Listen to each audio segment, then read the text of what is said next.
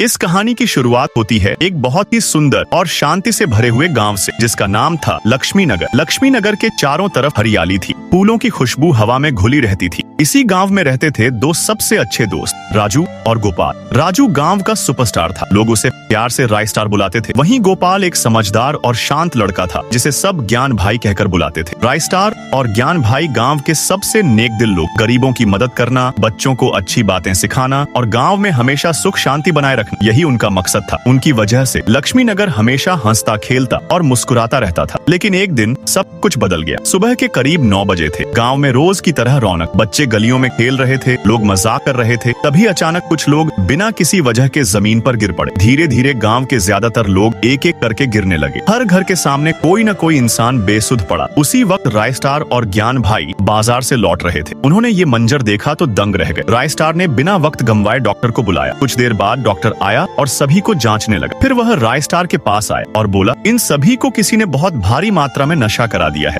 जैसे गांजा या कोई ड्रग। राय स्टार ये सुनकर चौंक गया। उसके समझ में नहीं आया कि नशे का सामान गांव तक पहुंचा कैसे। उसने अपने खबरी से पता लगवाया। खबर मिली कि गांव के एक कोने में हाल ही में एक दुकान खुली है, जिसका मालिक है गंजीरे बाबा। रात के अंधेरे में वही लोगों को गांजा और ड्रग्स सप्लाई कर रहा था। राय स्टार ने अगले ही दिन फैसला लिया। सुबह होते ही उसने गंजीरे बाबा को गांव के बीचों बीच बुलवाया और जमकर मारा। फिर गांव से निकालते हुए बोला, अगर दोबारा इस गांव में कदम रखा तो जिंदा नहीं बचेगा। गंजीरे बाबा के जाने के बाद गांव फिर से सामान्य हो गया। लोग फिर से काम पर लग गए। बच्चों की हंसी गूंजने लगी। लेकिन कुछ ही दिनों बाद फिर से गांव में मौतें होने लगी। राय स्टार परेशान था। गंजीरे बाबा को तो भगा दिया, अब कौन है जो नशे का जहर फैला रहा है। तभी एक दिन उसका खबरी दौड़ता हुआ आया और बोला, रोज रात 9 बजे गांव से कुछ दूरी पर स्थित कब्रिस्तान में एक अजनबी आता है। उसका चेहरा हमेशा नकाब से ढका रहता है। गंजीरे बाबा को भी वही आदमी नशे का सामान देता था। राय स्टार ने उसी रात एक योजना बनाई। वह कब्रिस्तान के पास जा छुपा